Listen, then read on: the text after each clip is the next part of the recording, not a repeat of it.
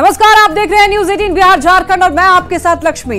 आज शाम 6 बजे चुनाव प्रचार का शोर थम जाएगा। नेताजी गांव शहर हेलीकॉप्टर और दूसरी गाड़ियों से प्रचार कर रहे हैं। बीजेपी नेता और डिप्टी सीएम सम्राट चौधरी के साथ में न्यूज 18 संवाददाता शैलेंद्र कुमार ने हेलीकॉप्टर से उनके प्रचार का जायजा लिया है और चुनावी मुद्दों पर बात की। लोकसभा चुनाव का प्रचार अब आखिरी दौर में है। कल शाम में चुनाव प्रचार थम जाएगा। तकरीबन 45 डिग्री तापमान में भी लगातार इन्होंने चुनाव प्रचार किया है और आखिरी दौर में जो चुनाव प्रचार है वो कैसे हो रहा है ये आज हम आपको दिखाएंगे। उप मुख्यमंत्री सम्राट चौधरी के साथ हम निकल चुके हैं आज के चुनाव प्रचार को कवर करने। आज हम नालंदा, जहानाबाद और काराकाट 3 जगहों पर सम्राट चौधरी के साथ होंगे, जहां जनसभा को भी संबोधित करेंगे।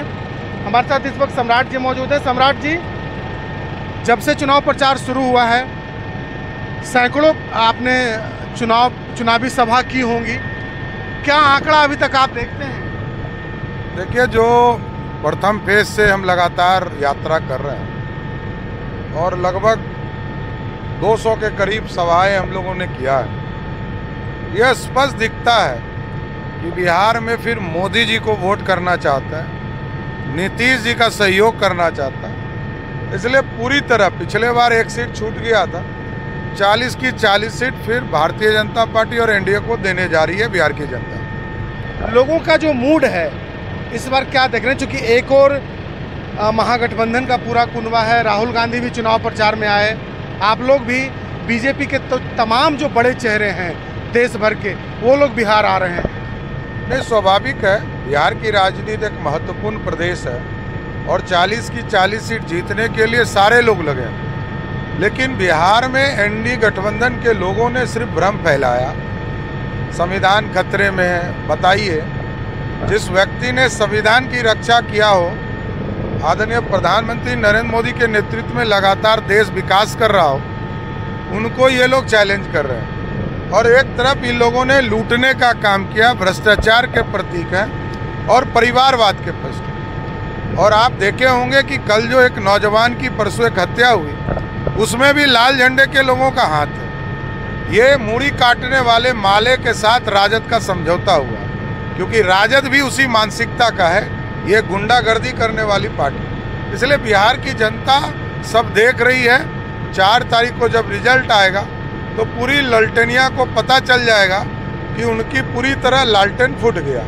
इस बार जो वोटिंग ट्रेंड है, इसमें जब हम लोग बूथों पर जा रहे हैं तो ये देख रहे हैं कि महिलाओं की जो हिस्सेदारी है वो अधिक दिखाई दे रही है। या आप जहां जनसभा भी करने जाएंगे वहां भी, या मोदी जी का कार्यक्रम हो वहां भी महिलाएं बढ़ चढ़ करके दिख रही हैं। उसका कारण है कि एक तो नीतीश कुमार जी ने बिहार में पंचायती राज के सिस्टम में 50% से अधिक आरक्षण दिया। मोदी जी ने इस देश में बढ़कर लोकसभा विधानसभा में 33% के आरक्षण की व्यवस्था किया।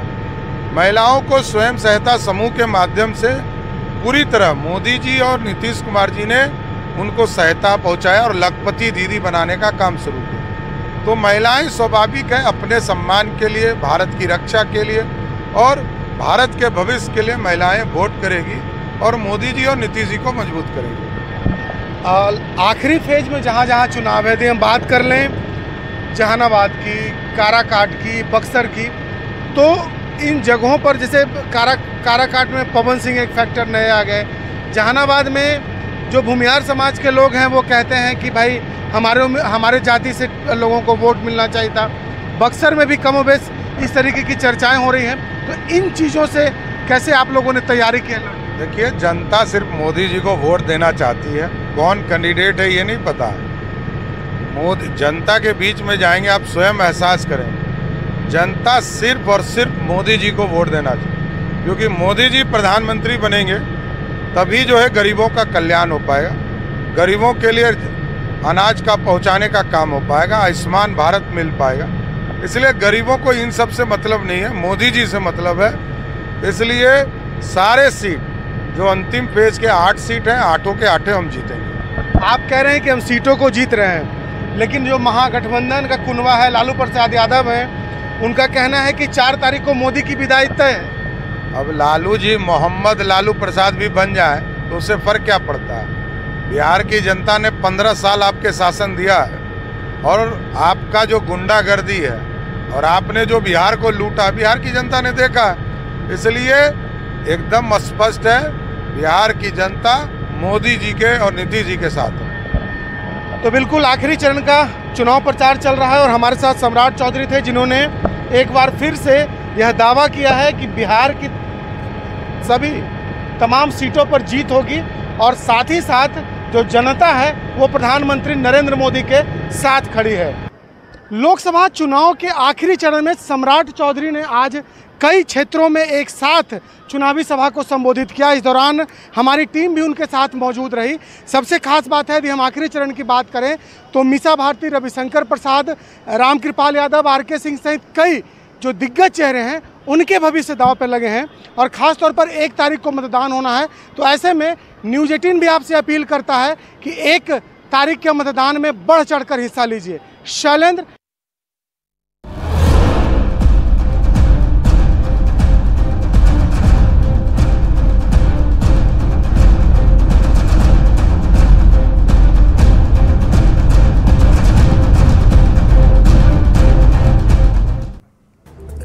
और इस बुलेटिन में आप बात कर लेते हैं मौसम की। भीषण गर्मी की। जहानाबाद में गर्मी लगातार अपने सभी रिकॉर्ड तोड़ रही है। सोमवार से लगातार 40 से 50 डिग्री के बीच तापमान दर्ज किया जा रहा है। मौसम विभाग ने राज्य के कई जिलों में हीटवेव के चलते ऑरेंज अलर्ट जारी किया है और लोगों से सतर्क रहने की भी अपील की। मौसम विभाग ने घर से जरूरी काम होने पर भी कहा है कि घर से तभी बाहर निकलें जब जरूरी काम हो। साथ ही डीएम ने बढ़ती गर्मी को देखते हुए सभी स्कूलों में शैक्षणिक कार्य 8 जून तक बंद रखने का निर्देश दिया है। ज्यादा जानकारी दे रहे हैं न्यूज़ 18 संवाददाता राजीव रंजन। जहानाबाद समेत पूरे मगध इलाके में पिछले 3 दिनों से तापमान अपने चरम पर है। जो टेम्परेचर है वो 40 डिग्री के पार है। 43 और 44 डिग्री तक तापमान को दर्ज किया गया है। हम अभी जहानाबाद के मुख्य चौराहे पर हैं और 8 बजते इन चौराहों पर भी लोगों की भीड़ जो होती है वो अमूमन दिनों में बहुत ज्यादा होती थी, लेकिन अब जिन लोगों को बहुत ज्यादा जरूरत है वही लोग अब इन जगहों पर दिख रहे हैं। मार्केट थोड़ा स्लो है, लोग निकल नहीं रहे। हाँ, लोग अभी गर्मी से नहीं निकल रहे। सामने बाजार चलता है तो हम लोग का माल बिक जाता है। बाकी दिन में थोड़ा सा माल कम बिकता है। आदमी घर में पड़ा हुआ है, निकलेगा सामने। हाल यही है, अगर काम न हो तो कोई 8 या 9 बजे के बाद घर से निकलना नहीं चाहता है और जिसकी वजह से सड़कों पर लोगों की आवाजाही थोड़ी कम दिखती है। तापमान जो है 40 डिग्री के पार तो कई दिनों से था, लेकिन पिछले 2-3 दिनों से 43, 44 और 45 तक पहुंच रहा है। ऐसे में लोगों से ये अपील भी की जा रही है कि आप अपने घरों में ही रहें, बहुत जरूरी नहीं हो तो घर से बाहर नहीं निकलें।